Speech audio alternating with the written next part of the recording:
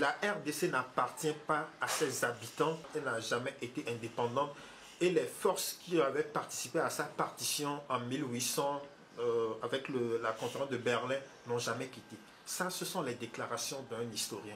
Depuis quelque temps, la crise devient de plus en plus sanglante. On assiste très clairement à un combat de David contre Goliath. Je veux parler du Rwanda face à la RDC. Alors, comment expliquez-vous, je ne sais pas, la faiblesse affligeante de la RDC, tout grande, face au petit Rwanda?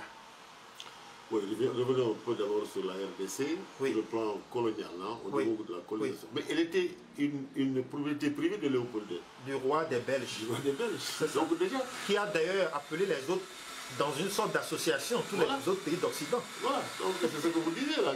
Parce que les fondements de la colonisation étaient des fondements où c'était un lieu privé de roi qui faisait ce qu'il voulait. Donc bien sûr, les traces vont rester.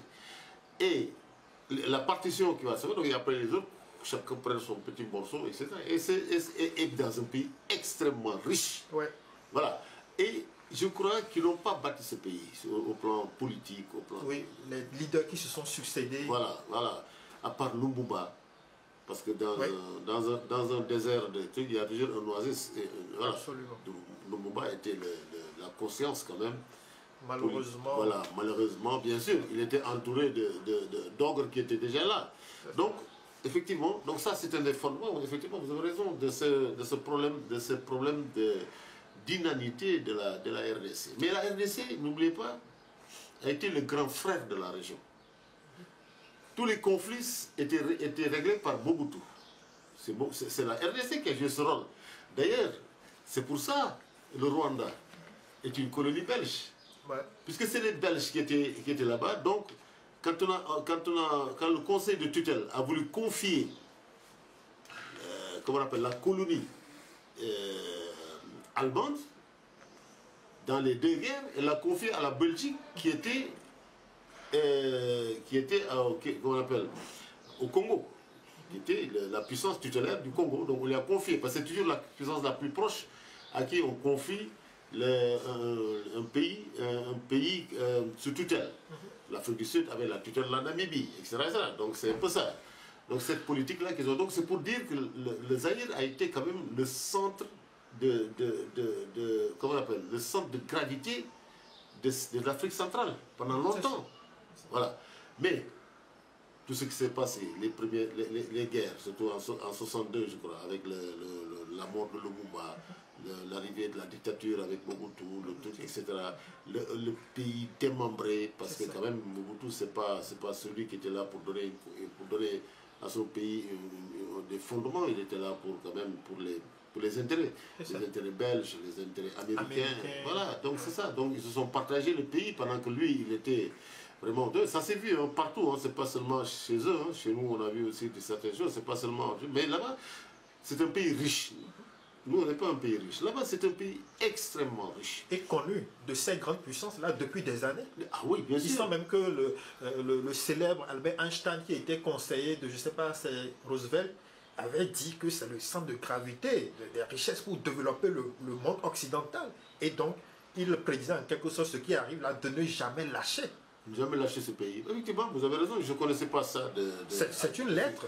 Oui, parce que c'est de cette lettre d'ailleurs qu'est née la bombe atomique, je pense. Parce qu'il a envoyé une lettre à Roosevelt pour lui dire que l'Allemagne était proche de mettre en place la bombe atomique. Je connais cette lettre, mais je n'avais pas vu les éléments sur le Congo. Effectivement, il a peut-être raison, n'est-ce pas? Parce que lui aussi, son pays était le colonisateur du Rwanda qui était à côté, n'est-ce pas? Le pays à côté. Donc, voilà, le Zaïre, je veux dire le Zaïre ou le Congo, plusieurs fois de nom, était un peu le grand frère de la région. Alors, il y a eu un renversement de puissance, en fait. Un renversement d'influence. Le Zaïre a perdu son influence, le Rwanda est monté en puissance, en influence. Mais regardez les organisations des deux pays. Parce que ce n'est pas seulement la grandeur, la taille du pays. C'est l'organisation. L'organisation. Voilà. Peut-être la stratégie. La stratégie, le truc, etc. Quand vous êtes dans un pays immense, mais mal organisé, vous avez des problèmes. Parce que c'est un pays où il n'y a que des problèmes.